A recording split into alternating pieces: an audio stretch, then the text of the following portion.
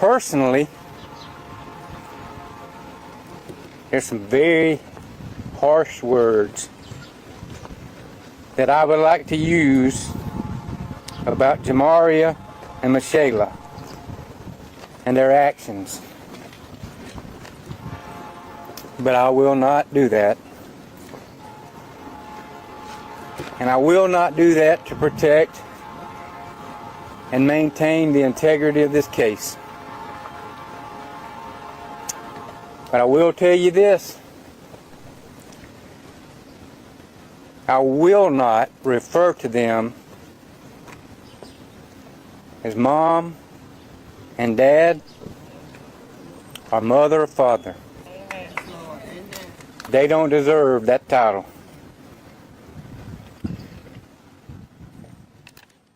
For 9 days, an entire county searched for a 4-year-old girl. Hundreds of officers, FBI agents, helicopters in the sky, volunteers walking creek beds until their boots gave out, all of them praying for one thing: bring her home alive. On July 9th, they found her, not the way anybody prayed for. And when the sheriff stood in front of cameras to tell Aiken County what divers had pulled from a reservoir 90 miles away, the man with 37 years in law enforcement could barely get his words out. In the crowd, when he said they didn't deserve to be called mom and dad, people said amen. Out loud. At a law enforcement press conference, amen. Javeayah Harris was 4 years old, pink beads in her braids. She loved playing near the family's chicken coop. She would walk up to a stranger and start talking because nobody had taught her to be afraid. On June 30th, her mother called 911 and said she had wandered away. What followed was one of the largest child searches South Carolina had seen in years. 9 days. More than 900 officers, FBI, SLED, helicopters, drones, a church that opened its doors for volunteers in the summer heat. On July 4th, Sheriff Marty Sawyer told the county what they had feared. Javeayah was deceased. She had been dead, investigators believed, for approximately a month before anyone made that call. Both parents were arrested. Both confessed. But the investigation did not end with the arrests. Because finding Javeayah was only part of what investigators needed to do. The other part was finding what her parents had allegedly done to make sure she would never be found. After the arrests on July 4th, crime tape went up at 39 Hillsborough Street. Not for a search, not to find Javeayah, to find evidence. Deputies moved through the property, evidence markers in the dirt, the Aiken County Coroner's Office walking ground they were not expecting to walk, because the body investigators now believed was not anywhere near that house. Nobody outside the investigation knew that yet. The community was still praying, still tying pink ribbons, still hoping the search would end the way searches are supposed to end. Think about those 900 people in Aiken County still searching, still walking creek beds, still calling her name. They had no idea the investigation had already moved somewhere else. Investigators knew something the community did not. They weren't searching blindly anymore. They already had statements from both parents pointing them somewhere else entirely. Not a street, not a building, a body of water, 90 miles from where hundreds of people had walked creek beds calling Javeayah's name. While the county searched, investigators already knew where to look. They just had not found her yet. The warrants alleged that Javeayah suffered a head injury from an assault by her mother sometime between May 1st and June 15th. That she did not receive medical care for that injury. That her father knew about the abuse and did not protect her, and that after she died, both parents took steps to make sure no one would ever find what was left of their daughter. Hold on to that, because what divers found 5 days later is what broke a 37-year veteran. If you didn't know where to look, you could spend weeks on Cedar Creek Reservoir and never find what you came for. Locals call it Stumpy Pond. 847 acres of water. Stumps and submerged trees below the surface, the kind of place that holds its secrets.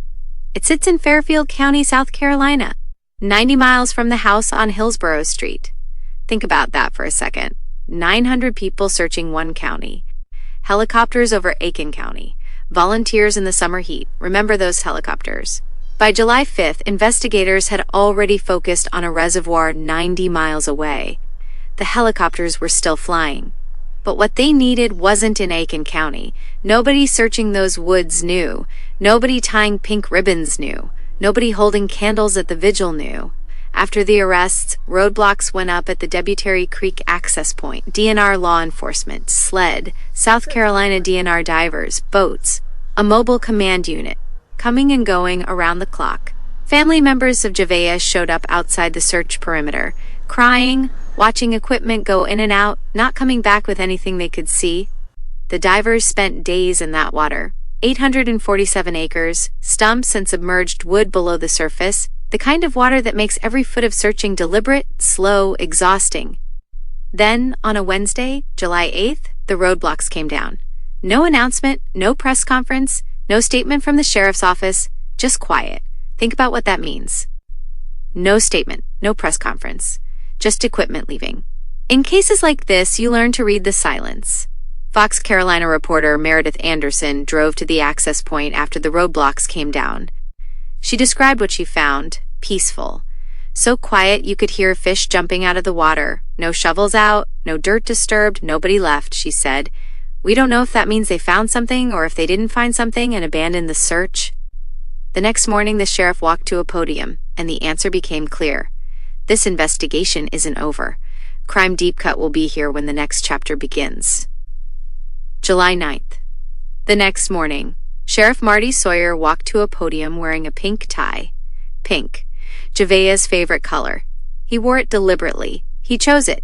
He put it on that morning knowing what he was about to say. 37 years in law enforcement. He has delivered news that no parent, no family, no community wants to hear.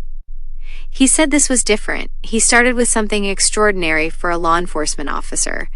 I will not refer to them as mom and dad or mother or father. They don't deserve those titles. Amen, said the crowd. Then he got to the evidence. Divers had recovered partial human remains from Cedar Creek Reservoir in Fairfield County. DNA analysis confirmed. The remains were consistent with being the biological offspring of Javeayah Harris and Michelle Herring.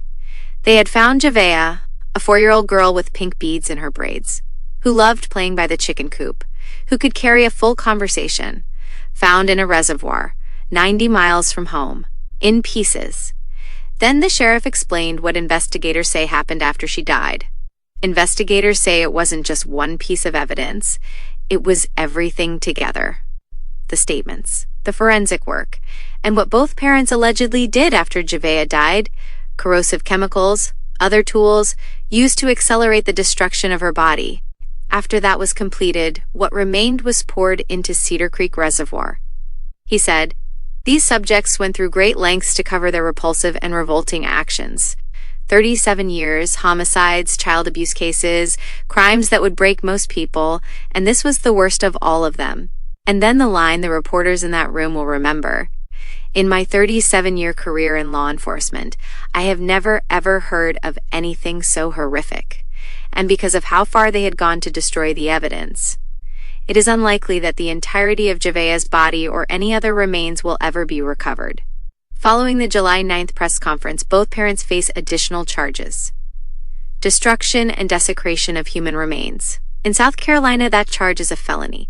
Mandatory minimum 1 year up to 10 years.